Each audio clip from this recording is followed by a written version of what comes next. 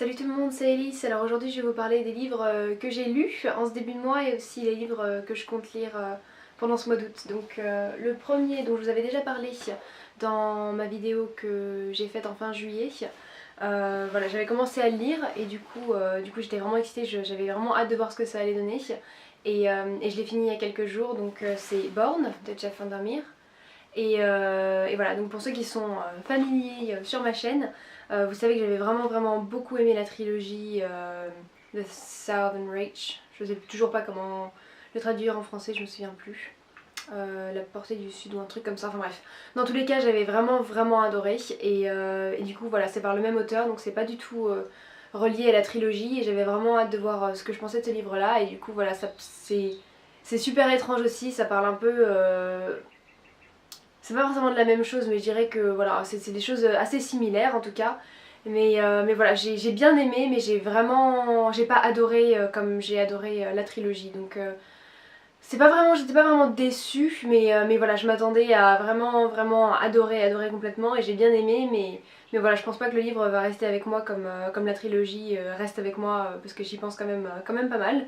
Donc voilà, mais après c'est toujours, voilà, c'est du Jeff Vandermeer quoi, donc c'est vraiment génial. Je vous conseille vraiment cet auteur si jamais vous voulez essayer de lire un truc un peu différent, parce que c'est vrai que moi j'ai rien lu qui se compare à ça en fait. La façon dont il parle de l'étrangeté, du différent, d'un univers qui est complètement un peu abracadabrant, où on comprend pas trop mais on se laisse guider quand même, en fait c'est ça. On comprend pas trop ce qui se passe mais il a quand même une écriture et un langage qui fait qu'on se laisse guider de manière assez fluide je dirais dans cette histoire et on essaie vraiment d'en savoir plus. Donc voilà, donc si ça vous intéresse, je vous recommanderais plutôt la trilogie. Après si vous n'êtes pas trop dans les trilogies, je pense que c'est quand même un bon roman quoi. J'ai pas du tout pas aimé, mais j'ai pas adoré comme j'ai adoré la trilogie en tout cas. Donc voilà. C'était quand même une belle découverte. Ensuite, j'ai fini le deuxième tome. Forcément, ça n'a pas pris longtemps étant donné que j'étais quand même super excitée par le premier tome de Becky Chambers. Donc c'est A Closed and Common Orbit. Donc le premier c'était The Long Way to a Small Angry Planet, je crois. Et du coup, oui c'est ça, oui. Et du coup voilà, donc celui-ci c'est le deuxième tome et j'ai vraiment adoré aussi.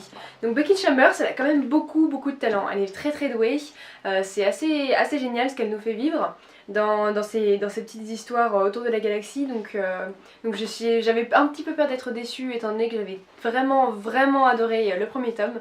Et donc voilà, donc c'est une trilogie aussi, donc ben là à mon avis ça va peut-être me prendre une semaine ou deux, mais je vais me lire le troisième parce que voilà.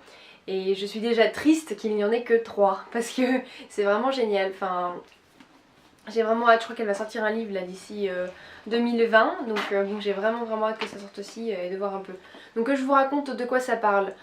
Donc en gros, si vous avez vu mon ancienne vidéo, je vous parlais du premier tome qui était vraiment génial, que je recommande, voilà. Mais il faut savoir que vous pouvez lire ce deuxième tome vraiment sans avoir lu le premier, parce que c'est pas forcément relié. Donc il y a des personnages, on s'intéresse aux personnages qui étaient évoqués dans le premier tome, mais c'est pas du tout dans la continuité en fait, c'est vraiment une autre histoire, donc c'est la même galaxie, au même moment, mais c'est juste une autre histoire en fait, d'autres protagonistes. Et du coup je trouve que c'est quand même assez génial parce que c'est vrai que il y avait beaucoup de personnages dans ce premier tome et c'est vraiment intéressant de s'intéresser du coup à des personnages qu'on a vus qui étaient évoqués, qui avaient l'air super intéressants et voilà.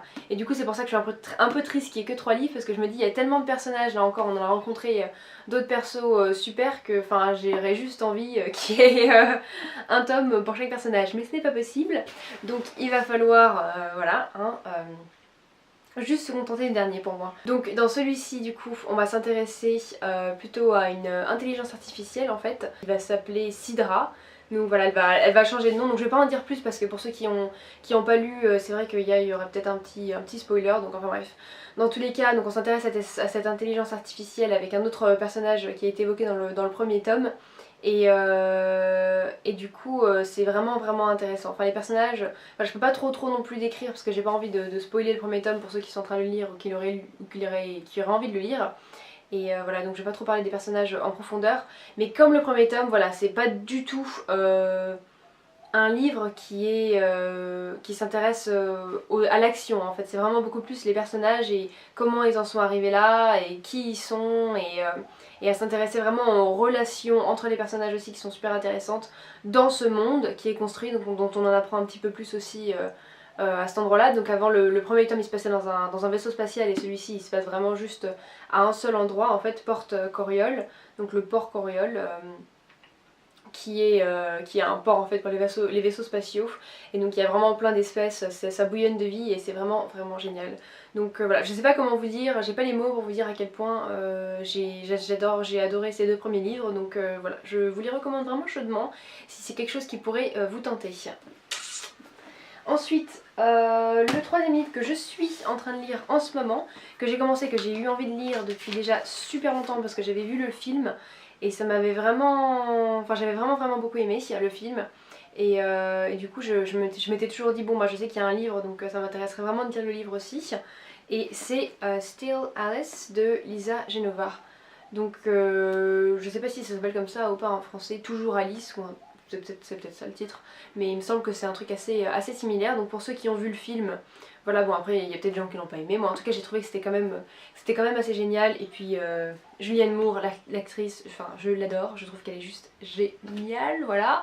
Elle est super talentueuse, donc enfin en tout cas selon mon opinion. Donc ça parle d'Alice en fait, qui est une prof de linguistique et qui est assez renommée, qui a fait pas mal de recherches, voilà, c'est quand même une femme qui a beaucoup étudié et qui est arrivée à un rang assez haut en fait, et elle a la cinquantaine. Et du coup en fait elle va se rendre compte que petit à petit elle commence à oublier des choses, donc elle va commencer à mettre ça sur le dos de peut-être la ménopause, et en fait elle se rend compte que peut-être qu'il y a quelque chose d'un peu plus grave, et ça s'intéresse à la question du coup d'Alzheimer et de la perte de mémoire, et c'est vraiment... voilà, enfin le film en tout cas m'avait vraiment retourné, je trouve que c'était vraiment bien fait. Et, et le livre, bah, du coup j'ai viens de commencer, donc je peux pas vous dire non plus des tonnes et des tonnes dessus, voilà j'ai lu 46 pages. Le seul truc pour moi peut-être c'est l'écriture, voilà j'ai un peu de mal, c'est assez sec et froid je trouve, et du coup je m'attendais pas forcément... je m'attendais pas forcément à ça en fait, je m'attendais à un peu plus de, je sais pas, de fluidité, c'est pas très fluide pour moi, donc voilà, mais j'ai lu que 50 pages, donc en même temps je ne peux pas trop juger non plus.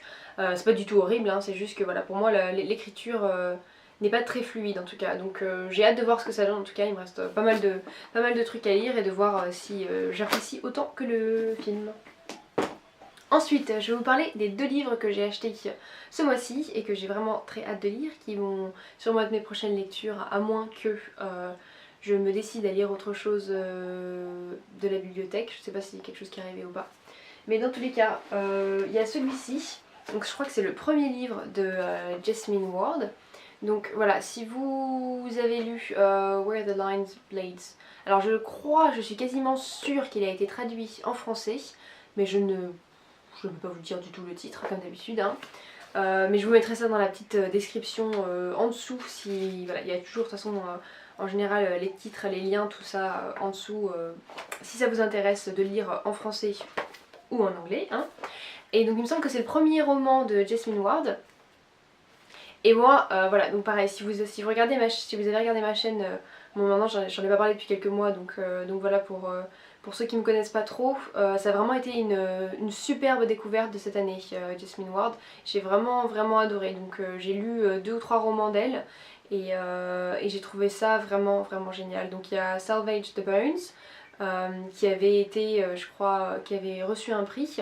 Et ensuite un roman qui est aussi sorti cette année qui s'appelle Sing and Buried Sing, et qui est juste aussi magique. En fait son écriture est vraiment belle, la façon dont elle écrit les choses, je trouve que c'est vraiment magique. Donc elle s'intéresse un petit peu à tout ce qui est, enfin ça se passe aux États-Unis en fait, en Louisiane il me semble, et c'est un peu toujours dans le même setting en fait, ces livres.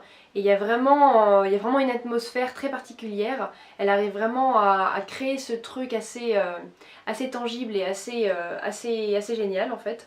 Donc voilà, donc celui-ci je sais même pas pour vous dire de quoi ça parle, j'ai juste vu que c'était le premier. En plus il a l'air quand même aussi assez court.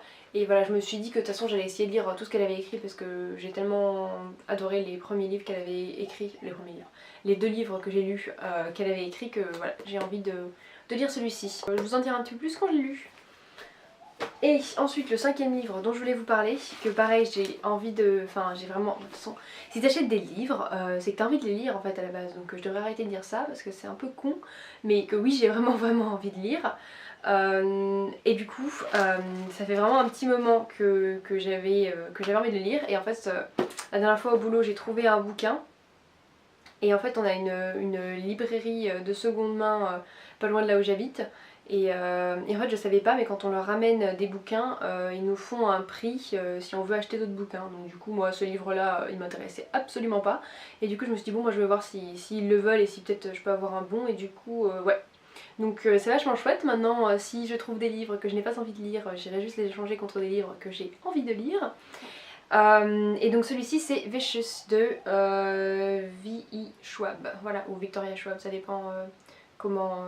Enfin, je crois que V.E. c'est quand c'est des romans qui sont young adult et après sinon Victoria c'est pour ceux qui sont un peu plus genre juste littérature pour les adultes il me semble, si je dis pas de conneries, mais peut-être que je dis des conneries comme d'hab. Donc je sais juste que ça parle de deux mecs et qu'en fait ils vont je crois plus ou moins s'affronter. Et je crois que c'était l'un des premiers bouquins qu'elle a écrit ou l'un des qui l'a vraiment propulsé plus ou moins sur la scène. Moi j'ai lu la trilogie et puis j'ai lu pareil 2-3 autres bouquins de Victoria Schwab et j'aime vraiment cet auteur, enfin surtout A Darker Shade of Magic. Voilà, j'ai trouvé que c'était vraiment l'une de mes lectures préférées de l'année dernière, donc voilà, donc celui-ci il fallait absolument que je le lise, mais j'arrivais pas forcément à le trouver. Dans ma bibliothèque, je ne pouvais pas le trouver, et du coup je savais qu'il était à la librairie de seconde main, et je l'ai eu pour 6 $ à la place de 11. N'est-ce pas magique? Et en plus, je crois pas que... Il avait vraiment pas l'air d'avoir été lu en fait, genre je pense pas que quiconque l'ait lu. Bon la couverture c'est franchement pas ma préférée, mais bon j'ai envie de te dire quand t'as payé 6 $ pour un livre tu t'en fiches. Voilà, donc ces 2 livres donc, que je n'ai pas encore lus, je vous en parlerai plus dans ma prochaine vidéo, mais voilà donc globalement c'était quand même des super bonnes lectures que j'ai lues, j'ai pas eu des déceptions du tout quoi, donc je suis vraiment contente de ce que j'ai lu et je suis vraiment contente de ce que je vais lire. Voilà, faut que je vois aussi un petit peu ce qui est arrivé à la bibliothèque pour moi parce que je crois qu'il y a 2-3 livres en attente donc il faut que j'aille les chercher.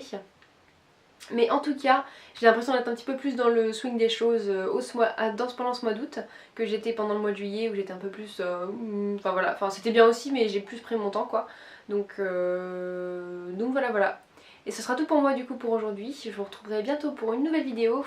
Comme d'habitude, j'aimerais vraiment savoir ce que vous pensez des livres que je viens de vous présenter. Donc si vous les avez lus, si vous avez envie de les lire, ce que vous êtes aussi en train de lire pendant ce mois d'août, ce que vous avez commencé et ce que vous espérez lire.